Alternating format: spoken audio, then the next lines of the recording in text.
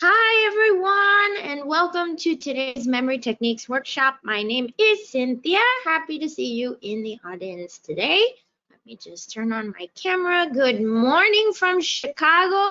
Once again, happy to see you. We are discussing memory techniques today. So if you are a student and you're struggling to memorize information, it's a struggle, right? And I say that because I'm a student as well. So I can definitely understand having those days where the information is just not sticking.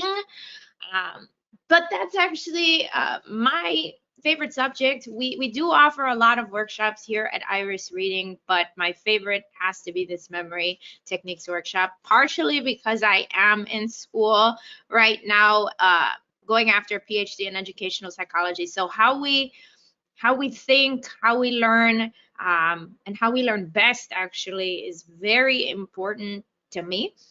It's important to the whole team, but I have to say this is definitely my forte, just because, again, if you can think about a time where you were trying to learn something and it just wouldn't stick, I mean, if you can relate to it, maybe some of us, that might be a reason why I prefer, this is my favorite, only because I can remember many times in high school just not finding a method that worked for me, and this caused a lot of let's say not too great grades finishing up high school and getting into nursing school. And so for those reasons, I hope you enjoyed today's presentation.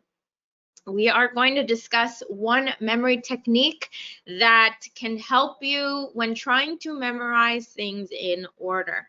Okay, and this is actually something we found that not a lot of people are aware of, so we're excited to share that with you. If you do enjoy the video, please do not forget to like and subscribe to this channel. Please help us out by showing the channel some love. This workshop is brought to you by Iris Reading. And a little bit about Iris Reading, we've actually taught these workshops in over 100 cities around the world. And so we're very excited that the number is growing. I mean, we have gone to places like, for example, I'm from a very small town in Puerto Rico, and we taught a workshop there not too long ago. So it was kind of funny to see. I said, oh, wow, I had no idea that people were aware of this small town, but we were able to teach a class there. We had a lot of participants too. I think we had over 100 participants. So definitely check us out. We have, as we said, over the last couple of years taught in over 100 cities. If you've never heard of us, it just means you have to check us out. And again, the website is irisreading.com. Now, we're actually known for our speed reading workshop. That's actually the baby or of how Iris Reading got started. So that was that first workshop. And if you are looking to maybe be a little bit more of a productive reader, you're struggling with your reading speed, you feel like you're reading too slow, or you're not understanding as fast as you'd like, then we've got you covered. Definitely check out that website. I have a discount code at the end of the presentation if you'd like to use it to check out, again, those classes that we have on our website. All of the classes on our website are taught by the founder and CEO of Iris Reading, Mr. Paul Novak. So check that out. He's a great teacher. You can tell he really loves to teach, and he loves to teach speed reading and really all of the workshops. This is something that's very important to him. So I think you will find those workshops of benefit. Now, quickly before we get into the presentation, I'll share our social media. We are on Instagram, on TikTok, and on Facebook. Okay, and that Facebook one, the last one at the bottom, is our book club. So if you are reading something, you want to discuss it, if you are maybe you want to get some other individuals' take on a book you're reading, go ahead and check out our book club. We talk about all things related to reading, some of them being like the worst things you've ever used as a bookmark. We just had that conversation. It was pretty interesting. We on Instagram are resorting to posting reading related memes. We've been playing around with doing like an odd fact of the day. And on TikTok, we go on little adventures, whether that be around the city of Chicago, or recently we were on a cruise, and we actually were able to discover a library. I had no idea that cruise ships even had libraries, so that was a nice place for me to hide the entire weekend. But anyway, check out our social media again if you want to see what we're up to, and more importantly, what's coming new. We are in the middle of creating a new presentation, and those of you that are following us on social media will get a sneak peek as to first what the subject is, but also when we will go live. We did this back in March with a comprehension strategies workshop, and we've received really, really good feedback on that. So again, if you want to see what's happening, what we're doing, check us out on our social media. Now, let's get into memory, because again, maybe you feel like you're trying to memorize things and it's not working, it's not sticking. So we're going to introduce something called the numeric peg system. Okay, and numeric peg is nice because you can memorize things in order. So let's say, for example, you had to read this book in class. It's called Brain Rules, okay? And let's say that your teacher wants to make sure you have an in-depth understanding of every single chapter. And you might start to think, okay, well, if I have to do this, then I have to first memorize the chapter titles. That would be the first step, right? Because you want to make sure that you're pulling the information in an organized fashion when showing your teacher that you do understand and you did research and read the entire book, right? So first step would probably be memorizing the chapter titles. And if I were to ask you what are some methods that you would use to help you memorize the chapter titles, maybe some of us would say writing the titles out 10 times, or creating flashcards, one side with the number, one side with the title, right? Some of us would stare at the chapter title until it was engraved in our memory. There are different ways, right? But it's interesting to think about how we think differently. All of us think differently. Our thought processes are differently. So the methods that we use for our memory or memorization, that is something that we should definitely think about, because as I said, we don't all think the same way. So not everyone can use the same memory technique, okay? So I'm going to share with you the numeric peg system again.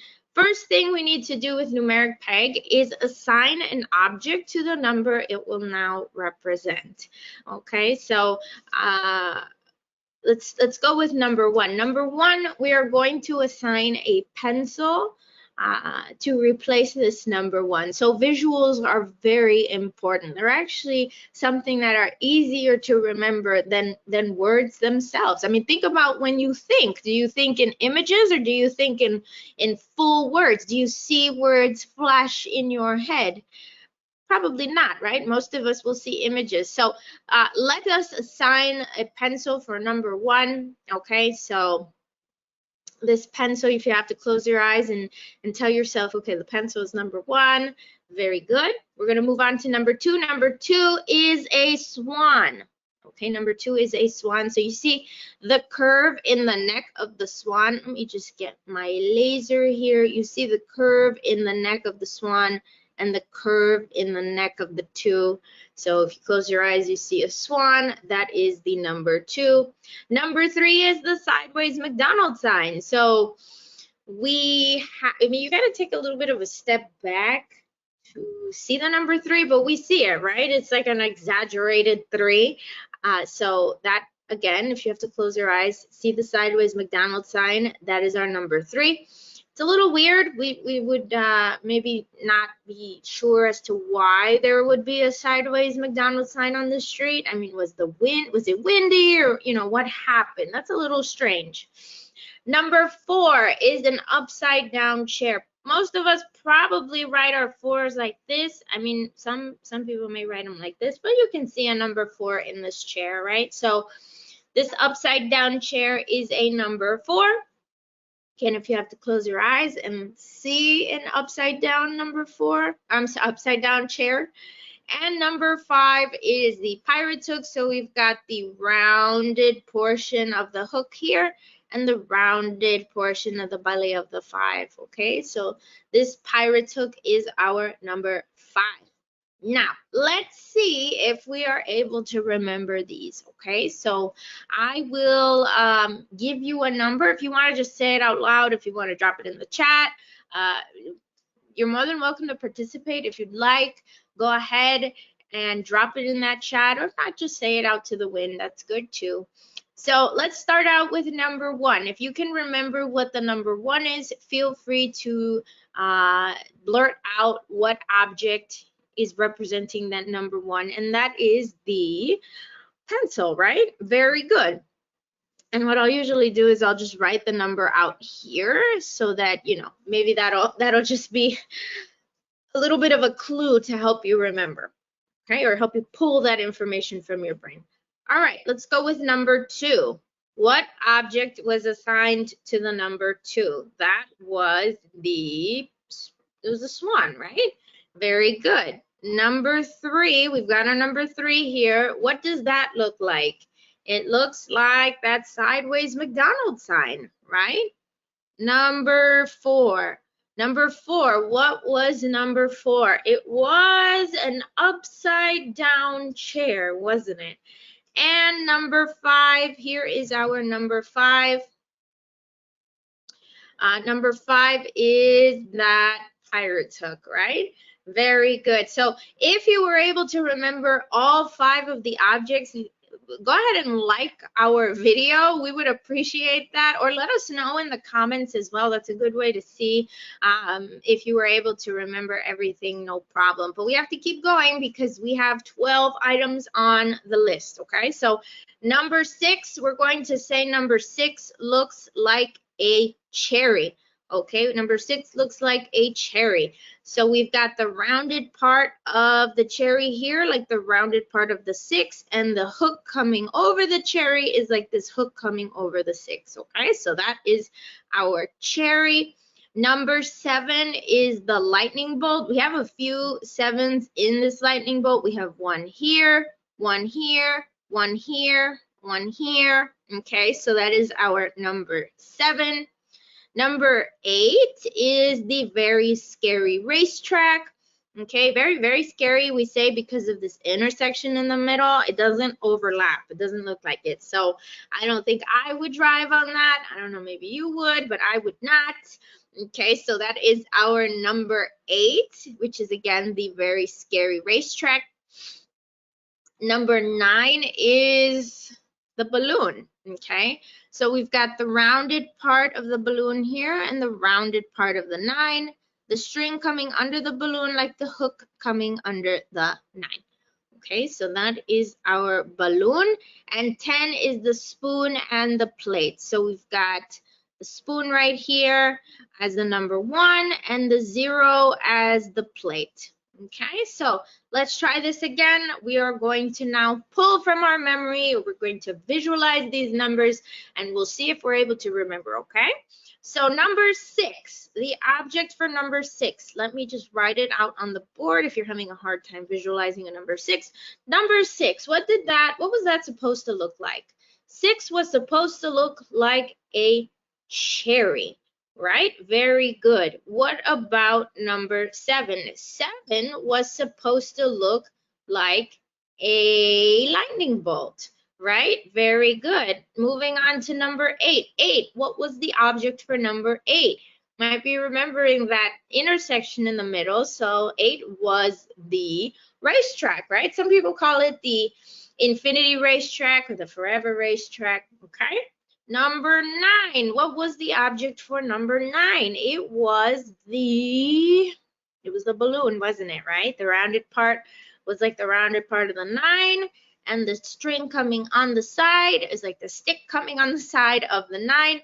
And then we have 10, which is our spoon and our plate. All right, very good. So good job if you were able to remember all of them, but now that is only half of the work. Now we actually have to assign an object to, we have to associate now what we have memorized to the topic that we are trying to keep in our memory. Okay, so let's jump into this, starting with, again, we're just going to refresh, and we are memorizing the chapter titles and brain rules. Okay, so number 1 is exercise, 2 is survival, 3 is wiring, 4 is attention, 5 is short-term memory, 6 is long-term memory, 7 is sleep, 8 is stress, 9 is sensory integration, 10 is vision, 11 is music, and 12 is exploration. Okay, here we go. So we are going to associate, again, the peg to the topic. So starting out with number 1, let's think about this. We have our pencil. We have to tie in the topic of exercise. So let's think about this. How about this?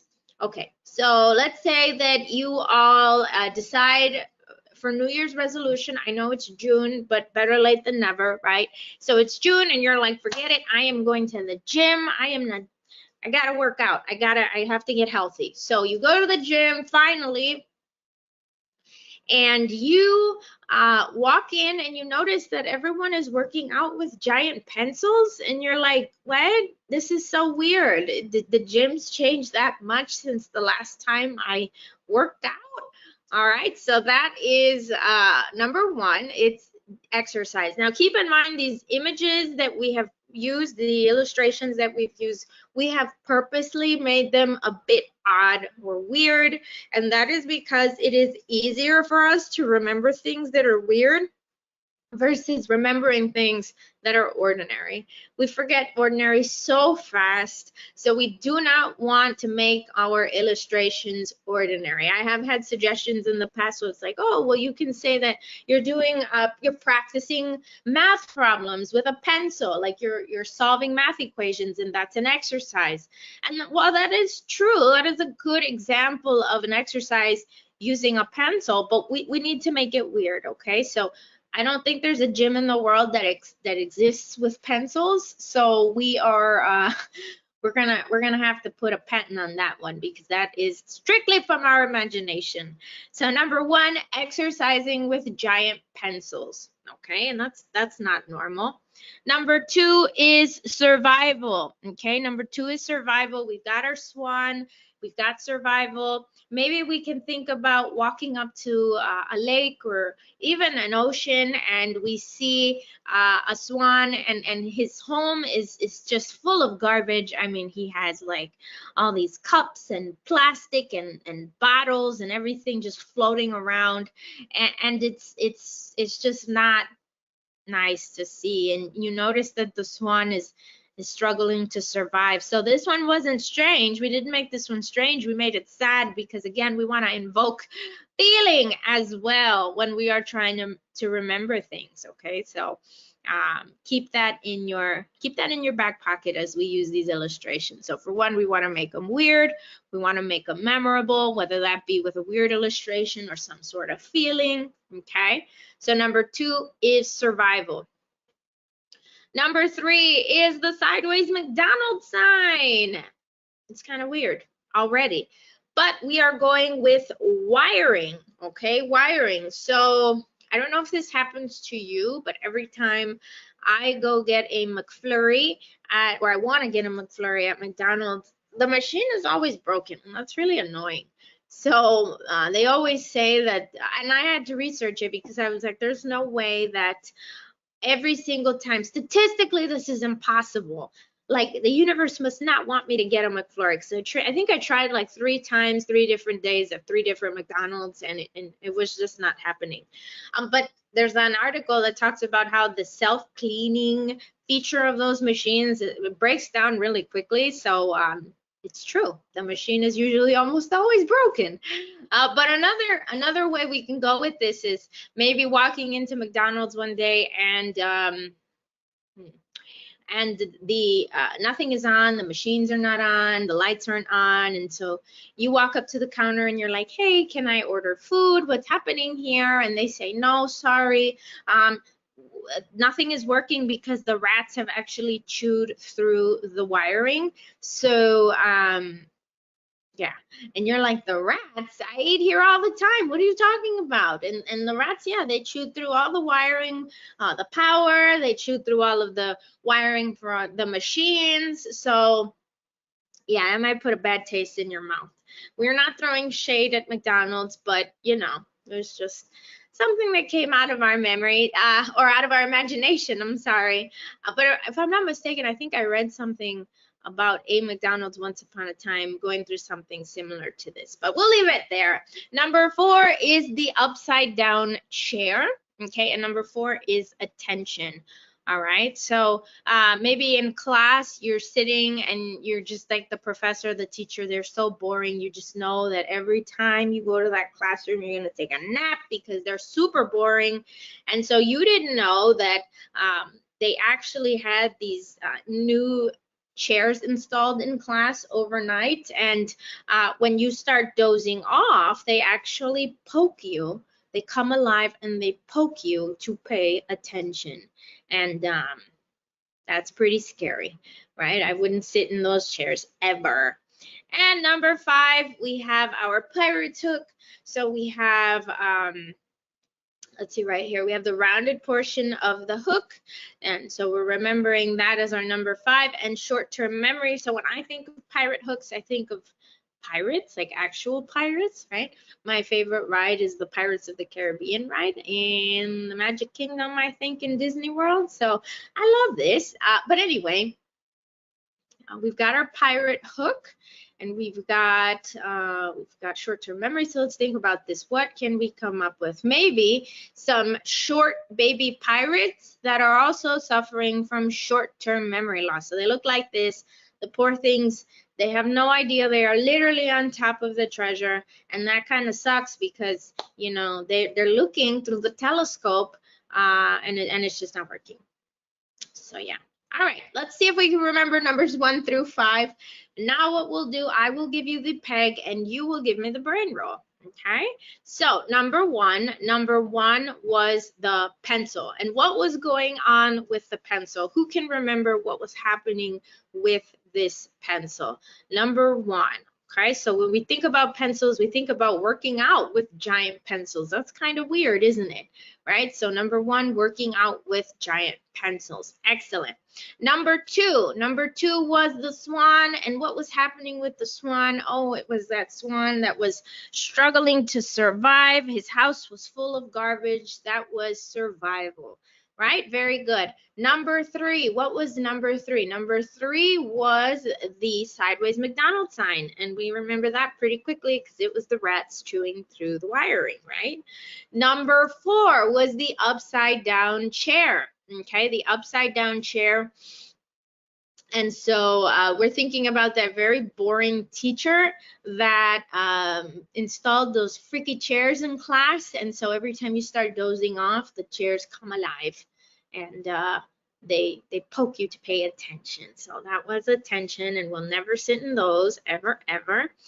And number 5 was the pirate's hook, and that was, we're thinking about pirates, we're thinking about pirates, little baby pirates actually, right? Short baby pirates that were suffering from short-term memory loss. So that was number 5. All right, we need to do, let's see, we need to do 5, 6, 7 more because we had 12 on the list, okay? Good job. Moving forward, number 6 was the cherry. And 6 in brain rolls is long-term memory. So maybe we can visualize going to the grocery store and it's cherries. I think it is cherry season right now here. And so you go, you have a taste for cherries. They're on sale, good price. You pick them up, but then you see one of them and it has a very, very long stem. And you're like, what kind of fertilizer or whatever it is that they use to grow vegetables and fruit, what are they using? Pesticides to make these cherries. Look at how long that stem is. That's wild. All right. So we've got long stems and long-term memory. Okay. Number 7 is sleep. And so we are thinking about maybe someone who's not a morning person. I am not. Surprise, surprise. No, I'm just kidding. I am not a morning person, but I'm not, the type of morning person that's late. I do have a lot of friends that hate waking up early and they're always late. So I'm only one of those, not both, right? So I actually have a friend and she's always like, you just know that whatever time you tell her to be somewhere, she will be there 2 hours later. Like, it's just, you might as well give her like a 6 a.m. arrival time if you want her there at 8. And that's if everything goes well. So I've been always playing around with buying my friend an alarm clock that instead of snoozing, when you hit the snooze button, it will electrocute you so that you get out of the bed on time. Now, I know this sounds pretty atrocious, but it's when you're late as much as she is, you start to lose some sympathy, right? But of course, this doesn't exist, so please don't look for it. This is just something that came out of our imagination. And so number 7, we're going to say is sleep, okay? Number 8 is a racetrack, okay? And number 8 is stress. So maybe, we did say that intersection in the middle there is scary. I don't like it. So imagine the NASCAR drivers that have signed up to race in this race, this event. And so the poor things, it looks like they still have 1 million laps to go. And they all look like they're freaking out. I would be too, because of that intersection in the middle. So they're all super stressed out. Number 9 is the balloon, and number 9 is sensory integration. So we're talking about all of the senses, touching, tasting, smelling, right? And so maybe we can think about these senses or the body parts they work with, and we can think about them in the shapes of balloons. So a tongue and lips balloon for taste, an ear balloon for hearing, a nose balloon for smelling, an eye balloon for seeing, and a finger hand balloon for touching. I don't, right? I don't know if anybody would want to buy those balloons, but anyway, we're making it weird because weird is something we remember, okay? And 10, we have the spoon and the plate. 10 is vision. So I don't know if this has happened to you where you're maybe super hungry, you walk into a restaurant, you don't even want to see the menu, you're like, just bring me anything, please, I'm starving. And so they're like, okay. And they bring you out something that's like really not what you were looking for, whether that be maybe a plate full of eyeballs. I don't know, that might be it, right? So you got a plate full of eyeballs and you're like, I was thinking like something more like soup or a sandwich. This is not what I was looking for. So you've got vision here for the spoon and the plate. Okay, so now let's try to remember numbers 6 through 10. I will give you the peg, you will give me the brain roll. Okay, so 6 was the cherry. What was happening with the cherry? The cherry had a very long stem, so that was long-term memory. Okay, oh, sorry about that. Looks like I skipped ahead a little bit. Let's see right here. So 6 was the cherry. All right, very good. And we are right here. All right, 7. Number 7 was the lightning bolt. And what was happening with the lightning bolt? Oh, yes, I thought, and I love, let me just say, I do love one of my closest friends. I love her to death, but just the fact that she's always late, that can kind of get under your skin sometimes, so please don't think it's coming from a bad place. I love her, but she's just always late. So 7 is the lightning bolt, and we're thinking about my amiga who is late, so I bought her that alarm clock that I've been dreaming of in my head, where instead of it allowing her to snooze, it will electrocute her and get her out of the bed. That is 7. 8, we said, was the very scary racetrack. And when we think about the racetrack, we think about the NASCAR drivers that are like stressed out about having to drive on that racetrack. So that was stress. Number 9 was the balloon. And that one is usually the hardest one for people to remember. It's sensory integration, okay? So we're thinking about the balloons and the shapes of the body parts that represent each of the senses, okay? And let's see, that was That was 9, and 10 was our spoon and our plate. So we're thinking about, oh yeah, going to the restaurant and then getting surprised with a plate full of eyeballs. Yuck. Okay, so that was 10, and that was fission. All right, very good job. If you were able to remember all of them, tremendous. But we still have 2 more to go. So there are 12 brain rules, okay? So we have 2 more, and we have to, with numbers, it's in groupings of 9. So 1 to 9, you can use the method that we talked about. Or I'm sorry, 1 to 10, you can use the method we just discussed. But for 11 to 20, moving on 21 to 30, you have to incorporate a theme, okay? And so since it feels like it's always snowing in Chicago, I mean, we only have 60 days of summer, so we're going to use snow because it's going to snow soon. I know it is, right? Or what is that famous line from not Lord of the Rings, Game of Thrones? Winter is coming. It is definitely coming in Chicago. Okay, so let us use snow. So 11 is snow, and we've got the pencil, and we need to tie in the topic. All right, so 12, same thing. We've got the swan, we've got snow, and our topic. Now the last 2 that we are going to try to put in memory is music and exploration. Okay, so we have these 2 here, 11, snow, music. So when I think of music, I think of Beethoven, and I think of him maybe composing something, right? And he's listening to his Walkman out in the snow, and instead of conducting an orchestra with a baton, he is using a pencil, a number 2 pencil. So he looks something like this. He's outside listening to his Walkman in the snow, and instead of like pretend conducting an orchestra with a baton, as most orchestra conductors will do, he is using a number 2 pencil. Now this is obviously weird because, for one, there were no Walkmans in that time, and number 2, I do not think they have Ticonderoga pencils or number 2 pencils. I don't think that existed in that time. So there we go. And 12, we have our swan, snow, and exploration. And so let's see here. When I think of exploration, I think of Christopher Columbus, okay? And I think of him in a giant swan-shaped ship exploring what he thinks are maybe the Americas, but it's Antarctica. And for those reasons, it makes sense as to why it is snowing. So something like this, he's like, wait a minute, this is not how the story, this is not how the story goes, right?